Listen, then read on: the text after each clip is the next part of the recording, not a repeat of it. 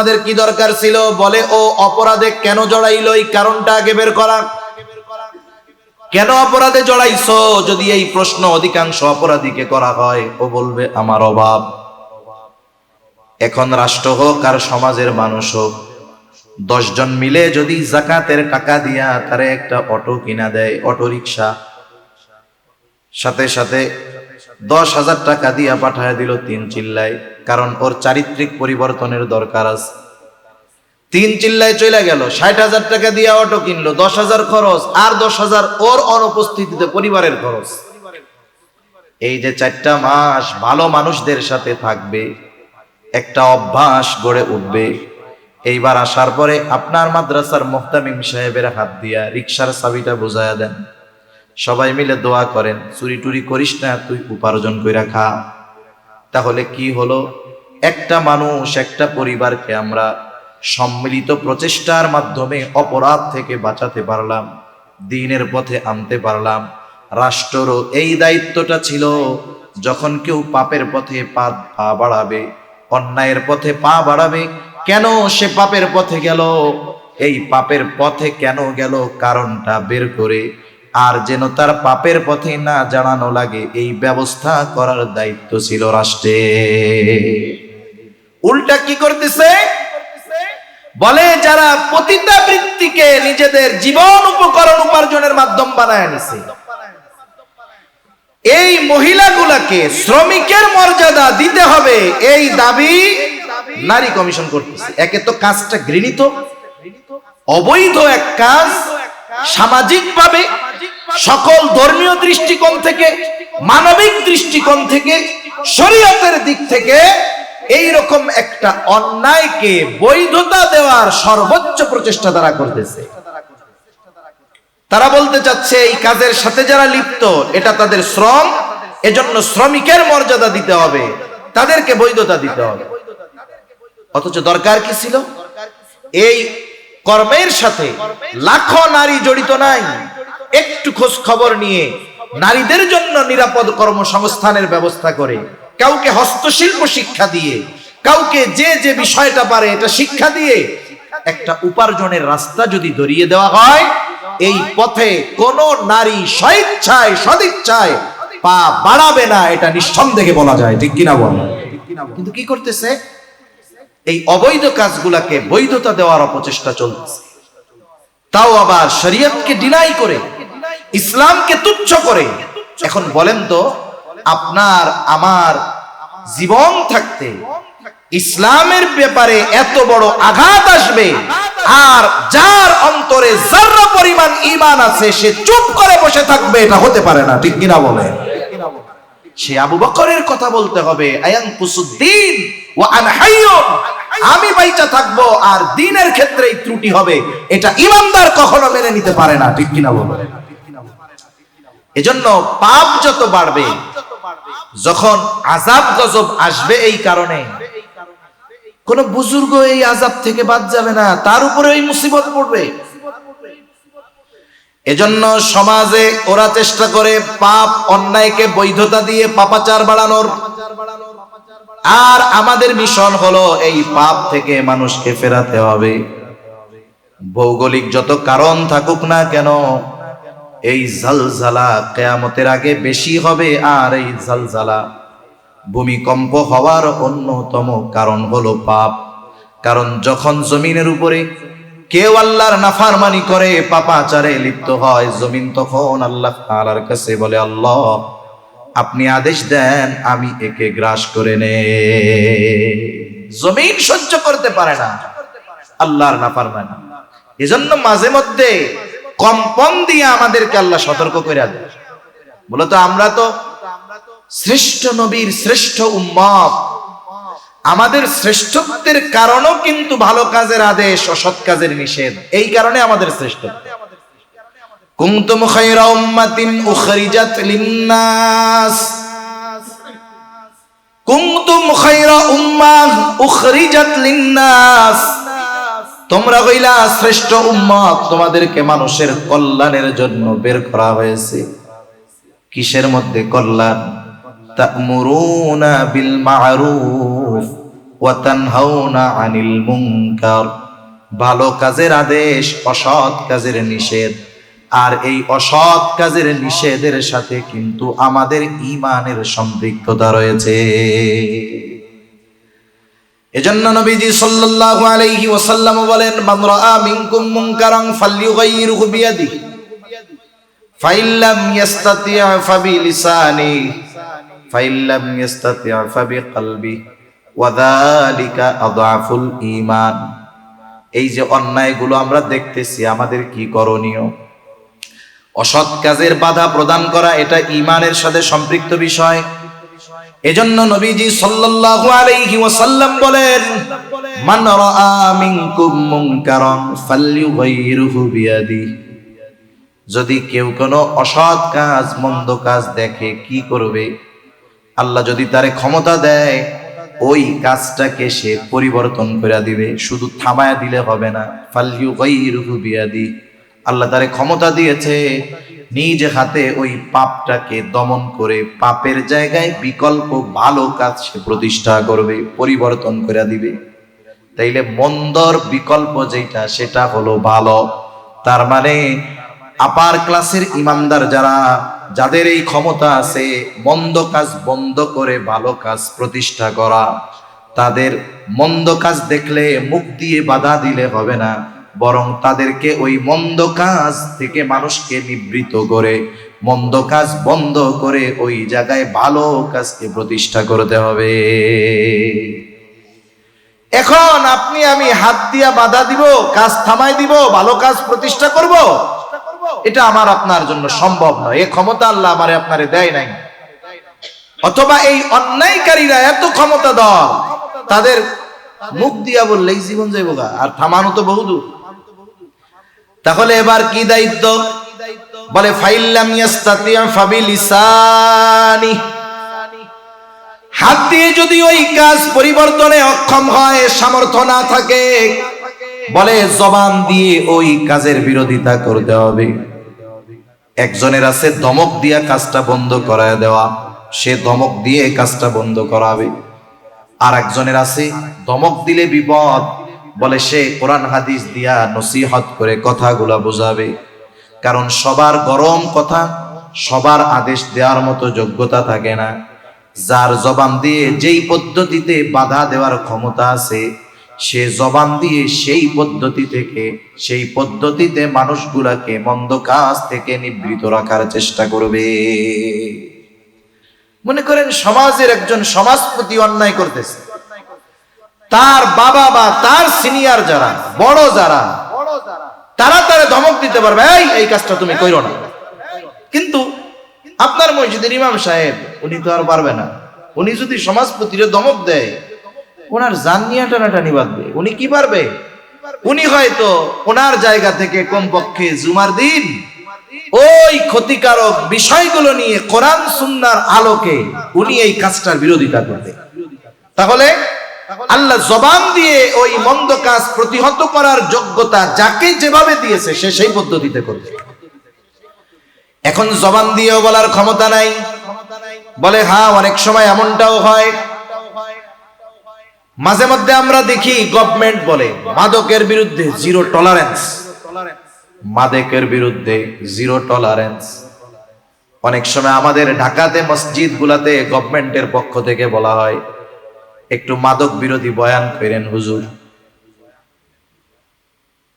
অনেক এলাকায় এমন ঘটনা ঘটছে, ইমাম সাহেব মাদক বিরোধী বক্তব্য দেওয়ার কারণে, খুতবা দেওয়ার কারণে, বয়ান করার কারণে ইমাম সাহেবকে একাকী পেয়ে ছুরিকাঘাতে হত্যার অপচেষ্টা করা হয়েছে। এইরকম পরিস্থিতিও আছে। উনি নির্দিষ্ট কাউকে টার্গেট করে বলেন নাই, স্বাভাবিক মাদকতার ক্ষতি নিয়ে কোরআন সুন্নাহর থেকে আলোচনা করেছেন। এতেই ওই জালেমের গায়ে কথাগুলো তীরের মতো বিদ্ধ হয়ে গেছে। আছে না অনেক সময় এরকম? এক মজলিসে কাউরে উদ্দেশ্য করে বলতেছে না, এমনিই বলতেছে, কিন্তু ওই দোষগুলো যার মধ্যে আছে দেখবেন তার মধ্যে অটোমেটিক চুলকানি শুরু হয়ে যায়। এই যে আমারই মনে হয় কইতেছে, এখন ওই 1 তুলার গোডাউন থেকে তুলা চুরি হয়েছে। কি চুরি হয়েছে? তুলা চুরি হয়েছে।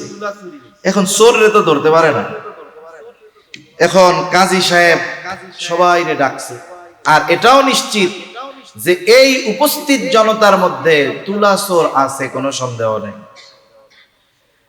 যাই হোক, উনি কথার মধ্যখানে এমনি এক সময় বলতেছেন যে আমি তো তুলা চোরে দেখতেছি, কই কই যে মাথার মধ্যে তুলা। এখন যে চুরি করছে আসলে মাথায় তুলা নাই, ও তো চিন্তা করছে আমি তো চুরি করছি, মাথাটা নিচু করে এরকম ঝাড়তেছে, কই যে ধর ওইটাই চোর। তার মানে উনিও ঢিল ছুটছে কিন্তু আন্দাজে, বুঝেন নাই? কিন্তু কথাটা তো চোরের গায়ে যায় লাগছে, যে চুরি করে নাই ওর মাথায় তো তুলা থাকবে না, ও তো হাতও দেয় না। কিন্তু ও যতই লুকাইয়া দিক না কেন, ওর তো অন্তরে ভয়, আমি তো চুরি করছি, তাইলে তুলা থাকলে তো আমার মতোই থাকবো। এজন্য অনেক সময় এমন হয়, দরদ দিয়ে ইমাম খতিবরা বলে, কোরআন হাদিস দিয়ে দরদের সাথে বলে, আক্রমণাত্মক ভঙ্গিতে না, হৃদয় উজাড় করে বলে, ভাই মাদকতার সাথে না জড়াই। এই নরম কথাটাও অনেক সময় সহ্য হয় না। এদেশের অনেক আলেম, অনেক খতিবকে ওই জালেমদের অস্ত্রের আঘাতে রক্তাক্ত হতে হয়, ঠিক কিনা? এখন এই মুখ দিয়ে বলার মতো অবস্থা নাই। সর্বশেষ কি করব? ফাইল্লাম ইয়াস্তাতিআ ফাবিলিসানি ফাইল্লাম ইয়াস্তাতিআ ফাবিকলবি। এখন জবান দিয়ে বাধা প্রদানেও সে অক্ষম, বলে সে হৃদয় দিয়ে এটার বিরোধিতা করবে। এই জন্য অনেক সময় অনেক সমাজে এমন আছে, গোটা সমাজের মানুষ পাপাচারে লিপ্ত, কিন্তু একজন নেককার মানুষ তাদের মধ্যে আছে, সে তাদেরকে বাধাও দিতে পারে না, মুখ দিয়েও বলতে পারে না, কিন্তু সে অন্তরে অন্তরে এই কাজটার বিরোধিতা করে। এখন এইখানে যত অন্যায় সংগঠিত হোক না কেন, সে তাদের ওই কর্মের বিরোধিতা করার কারণে সে যে তাদের দলে নাই এ ব্যাপারে কোনো সন্দেহ নাই। এই কারণে তার দায়বদ্ধতা নাই, সে তাদের দলভুক্ত হবে না, কারণ সে তো অক্ষম। মনে করেন এলাকায় একটা গুনার কাজ হবে, যে কোনো এক বিষয়কে কেন্দ্র করে নাচ গানের আয়োজন করবে। এখন এই সব অপরাধমূলক গুনার কাজ সংগঠিত করার জন্য একজন নেতৃত্ব স্থানীয় লোকের দরকার হয়। এটা ধর্মীয় নেতৃবৃন্দ না, এটা রাজনৈতিক নেতৃবৃন্দদের বেশি প্রয়োজন হয়। ওই এলাকার নেতা যে, এখন নেতার তো অনুমতি লাগবে, নাইলে তো ওনাদের আর পাওয়ার হবে না, এ কাজ করা সম্ভব হবে না। নেতা আছে কোথায়? বলে হজের সফরে গেছে। গা কোথায় গেছে? কথা বলে না। কোথায় গেছে? হজে গেছে। এখন আছে কোথায়? বাইতুল্লাহ তাওয়াফ কইরা বসছে, 2 রাকাত নফল পড়া জমজম পান করবে, বৈশা দোয়া করতেছে, এর মধ্যে ফোন গেছে। এখন তো অনেকে বাইতুল্লাহ যায়, এরা যে হজ উমরা করতে যায় না ছবি তুলতে যায় আল্লাহই ভালো জানে। একটা জিনিস সবচেয়ে খারাপ লাগে, তাওয়াফ করার সময় তো আছে, সব সময় আছে এগুলা। এরপরে যখন রাসূল সাল্লাল্লাহু আলাইহি ওয়াসাল্লামকে সালাম জানানোর জন্য যাবে, একটু চিন্তা করেন, নবীজি সাল্লাল্লাহু আলাইহি ওয়াসাল্লাম রওজা মুবারকে জীবিত, হায়াতুন নবী, এ ব্যাপারে তো আহলে সুন্নাত ওয়াল জামাত আমরা একমত, ঠিক না? তার মানে ওইখানে গিয়ে যখন সালাম দেওয়া হয়, আমরা সরাসরি নবীজিকে সালাম দেই, হে আল্লাহর রাসূল আপনার উপরে শান্তি বর্ষিত হোক। আচ্ছা বলেন তো, আপনি একজন সম্মানিত ব্যক্তি, আপনারে যদি কেউ মোবাইল টিপা টিপা ছবি তুলতে তুলতে কয় আসসালামু আলাইকুম, কেমন আছেন, আপনার দিক তাকাইলো না, ছবি তুললো, আপনার দিক ঠিক মতো কথাও বললো না, সালাম দিল, আসসালামু আলাইকুম হুজুর ভাই কেমন আছে। বলেন তো, এইরকম যদি কেউ সালাম দেয় আপনারে, এই সালাম দেওয়ার মাধ্যমে আপনি নিজের সম্মানিত মনে করবেন, নাকি ওই ব্যক্তি আপনাকে অপমান করতেছে এমনটা মনে হবে? যেখানে স্বয়ং সালামের জবাব মুহাম্মদুর রাসূলুল্লাহ সাল্লাল্লাহু আলাইহি ওয়াসাল্লাম সরাসরি দেন, ওই জায়গায় যে মানুষ কেমনে মোবাইল নিয়া এইরকম দেয় আর কয়, ওইদিকে তাকায়ও না, আসসালাতু আসসালামু আলাইকা ইয়া রাসূলুল্লাহ, আসসালাতু আসসালামু আলাইকা ইয়া হাবিবাল্লাহ, ক্যামেরার দিক তাকায় আছে, ভিডিও করতেছে, রওজা মোবারক এরকম নিয়ে সেলফি মারতেছে। আমার মন চায় তখন হাতগুলো যদি কাইটা দেওয়া যেত সবচেয়ে ভালো হইতো।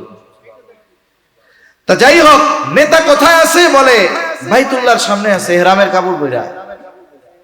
কর্মীরা ফোন দিছে, ভাই আপনি তো দেশে নাই, আমরা তো পোলাপান মিলা একটা অনুষ্ঠান করতে চাইছিলাম, এরকম সাংস্কৃতিক অনুষ্ঠান। এদের সাংস্কৃতিক অনুষ্ঠান মানে অশ্লীলতায় ভরপুর। এই তো এই করবো, নাচ গান হবে, একটু মেলা হবে।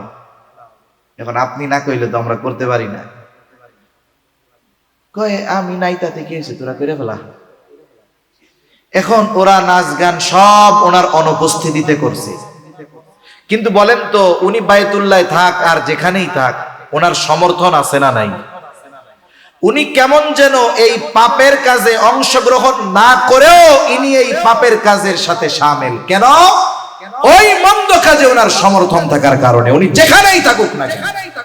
অনুরূপ ভাবে একজন ব্যক্তি এমন পরিবেশে বসবাস করে চতুর্দিকে অন্যায়, বাধা দেওয়ার ক্ষমতা নাই, না হাত দিয়ে না জবান দিয়ে, কিন্তু এই কর্মগুলার সাথে তার সমর্থন নাই। সে হয়তো একাকী আল্লাহর কাছে বলে, আল্লাহ আমি অক্ষম, আমি তো এদের থামাইতে পারি না, কিন্তু এদের কাজগুলোর পক্ষে আমি নাই। বলে ওর কানে গানের আওয়াজ আসতেছে, এরপরেও কেমন যেন সে ওইখানে অনুপস্থিত ব্যক্তির ন্যায়। কেন? কারণ সে তো এই কাজের সমর্থন দেয় নাই। এক কথা থেকে অনেক দূর চলে গেলাম। রাসূল সাল্লাল্লাহু আলাইহি ওয়াসাল্লাম বলতেছে, যদি জবান দিয়ে বাধা দেওয়ার ক্ষমতা না থাকে, অন্তর দিয়ে এটার বিরোধিতা করতে হবে। ওয়াযালিকা আযআফুল ঈমান, আর এটা হলো দুর্বল ঈমানের পরিচয়। তার মানে অন্যায় দেখার পরেও যদি আমার অন্তরের মধ্যে কোনো প্রভাব বিস্তার না ঘটে, আমার ঈমান আছে না নাই আল্লাহ জানে। এখন এটা হলো ঈমানের মাপকাঠি, মাপার একটা থার্মোমিটার। বায়ু মাপার, বাতাসের চাপ মাপার যেমন ব্যারোমিটার আছে, ঈমান মাপার একটা মিটার এই হাদিসটারে বলা যায়। যে আমি অন্যায় দেখার পরে আমার হাত দিয়ে বাধা দেওয়ার ক্ষমতা আছে, ওইটারে থামায়া দেওয়ার, পরিবর্তন করার ক্ষমতা আছে, আমি দিলাম না, আমার ঈমানে সমস্যা আছে। আমার এই কাজকে থামিয়ে পরিবর্তনের ক্ষমতা নাই, কিন্তু জবান দিয়ে বিরোধিতা করার ক্ষমতা আছে, আমি করি নাই, আমার ঈমানে সমস্যা আছে। জবান দিয়ে বাধা দেওয়ার ক্ষমতা নাই, কোনোভাবে বলারই আমার ক্ষমতা নাই। আমি যদি এটাকে দিল থেকে এর বিরোধিতা না করি, তাহলে আমার আপনার ঈমানের অবস্থা কোথায় একটু চিন্তা করেন। এজন্য অনেক সময় ঈমানি বিষয়ের দাবিতেও আমরা নিজেদের মতানৈক্যকে প্রাধান্য দিই। আমার এক ভাই যদি ঈমানের জন্য ডাকে, ওইখানে যদি কোনো ছল চাতুরির সম্ভাবনা না থাকে, বদ উদ্দেশ্য না থাকে, আমি যদি সুনিশ্চিত হই যে এই মানুষগুলো আমাকে একনিষ্ঠভাবে দ্বীনের জন্য ডাকছে, তাহলে দল না দেখে, ব্যক্তি না দেখে, ওই দাবির পক্ষে নিজের আওয়াজকে বুলন্দ করা, নিজের এবিলিটি, নিজের সামর্থ্য অনুযায়ী তাদের সহযোগিতা করা, এটা ঈমানি দায়িত্ব। ঠিক কিনা বলেন? এজন্য মনে রাখতে হবে, ঈমানি বিষয় নিয়ে আমরা কখনো এমনটা করব না যে কারা ডাকলো, কারা, এসব কোনো কিছুর মধ্যে আমরা যাব না। কারণ এই পাপাচারের কারণে যদি আযাব গজব আসে, এটার থেকে আমরাও বাঁচতে পারবো। তবে আল্লাহ তাআলা আমাদেরকে সমূলে শেষ করে দেন না আখেরি নবীর উম্মত হওয়ার কারণে।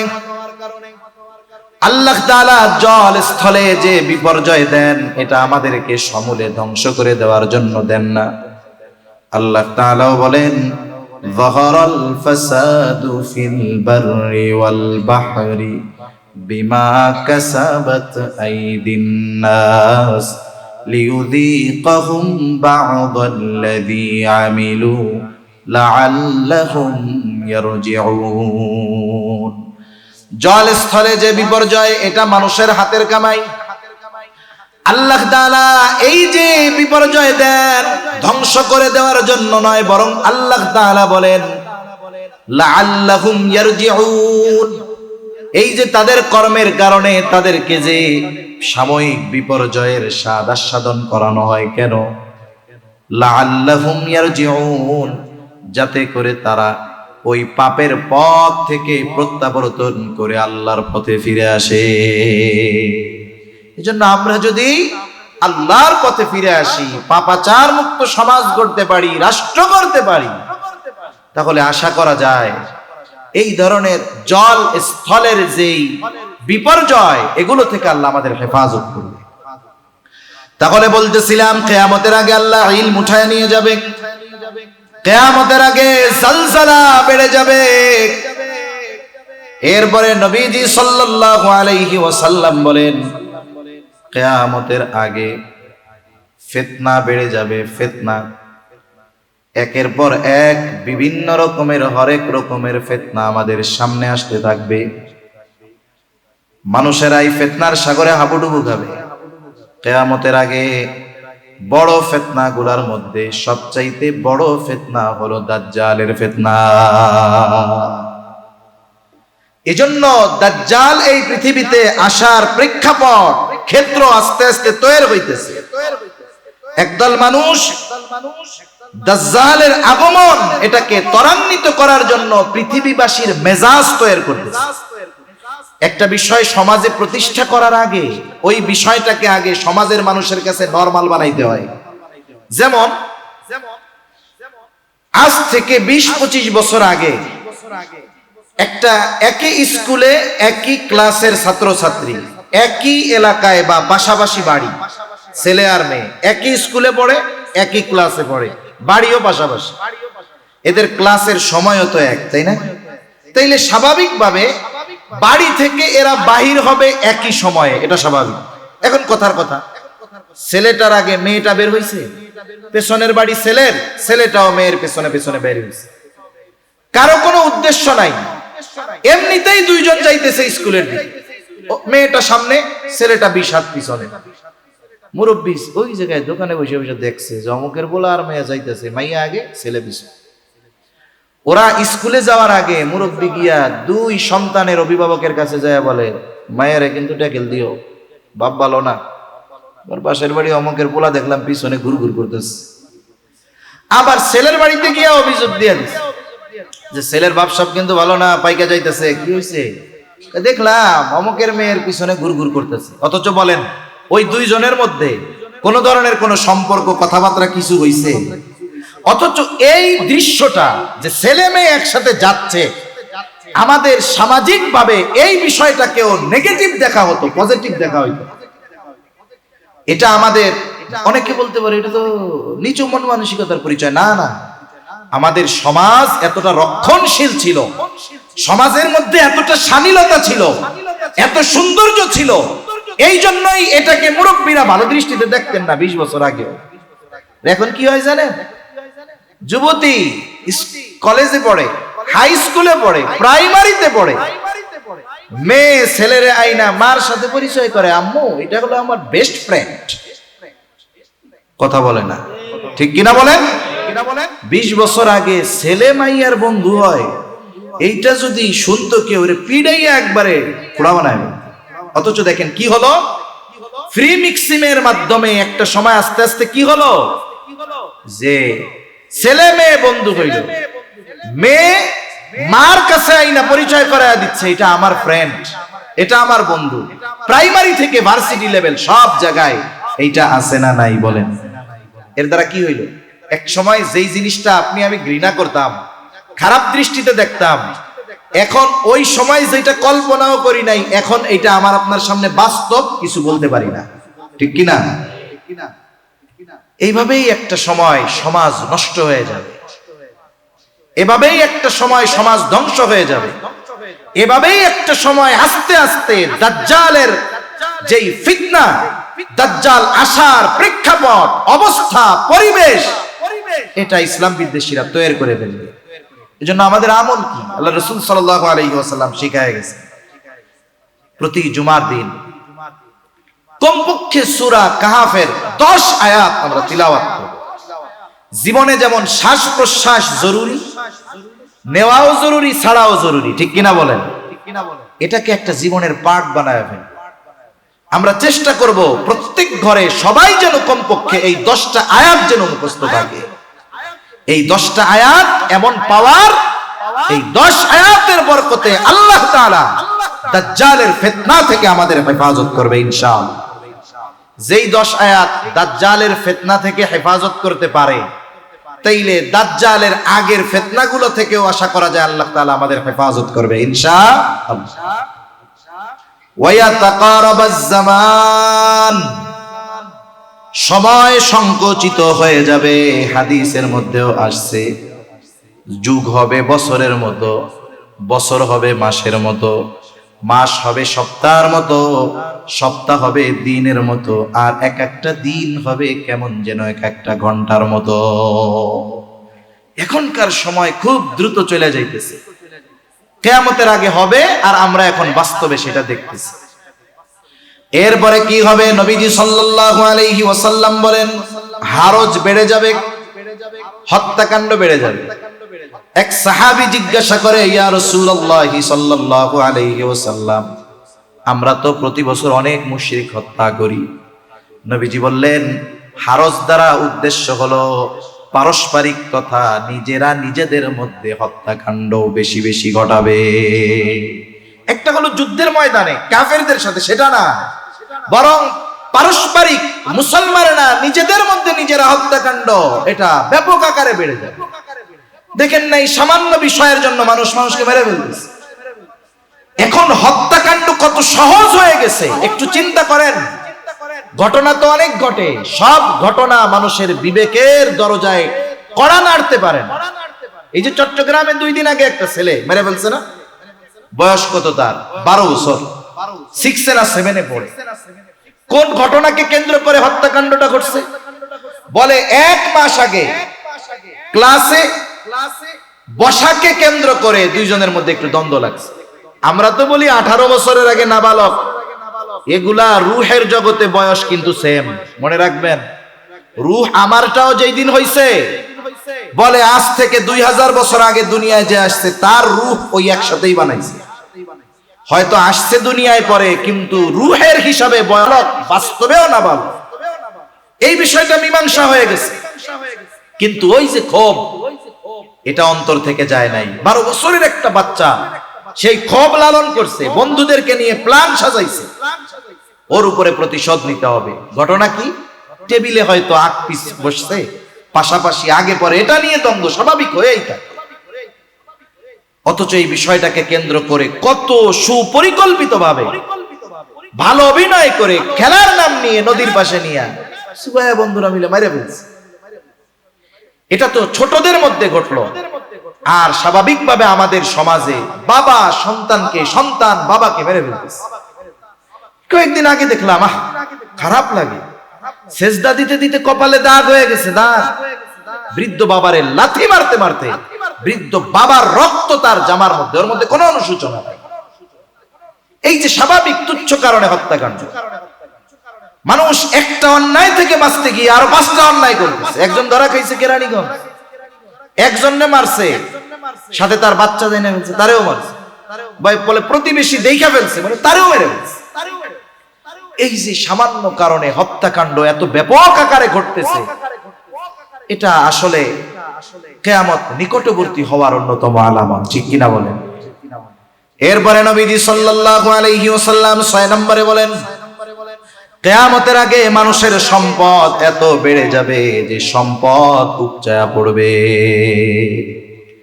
এখন মানুষের সম্পদ অনেক। একটা সময় মানুষ খাবারের অভাবে ছিল, এখন মানুষ খাবারের অভাবে খুব কম মানুষ। আবার কিছু মানুষের সম্পদ এত বেশি যে সে সম্পদ ব্যয় করার জায়গা পায় না। যদিও সম্পদ আছে, দিনই কাজে ব্যয় করবে না, এই উপচে পড়া সম্পদ দিয়ে সে বিলাসিতা করে।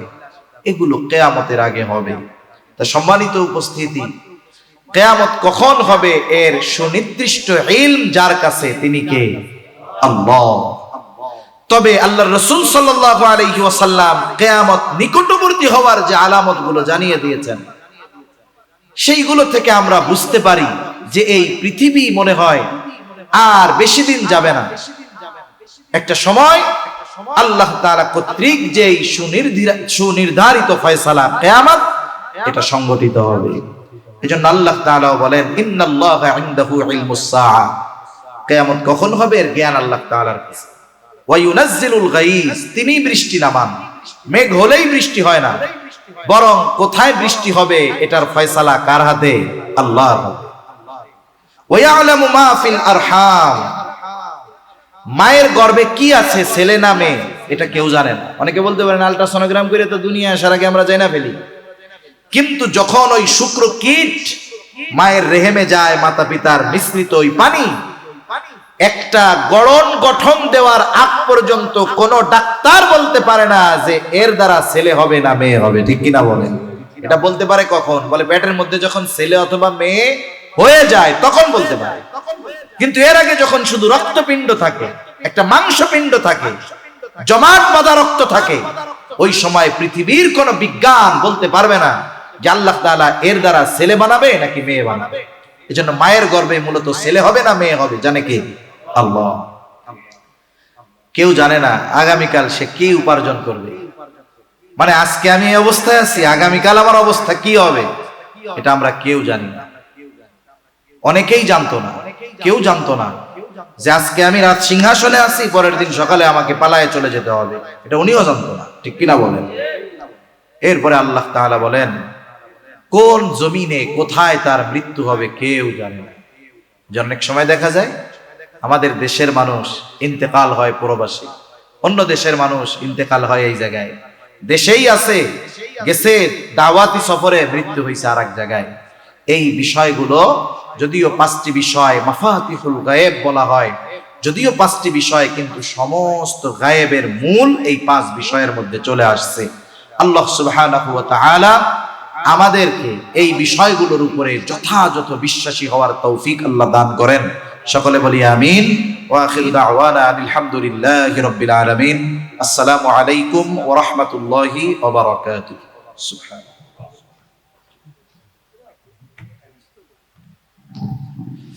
আমরা একটু দুরূদ শরীফ পড়ি। আল্লাহুম্মা সাল্লি আলা মুহাম্মদ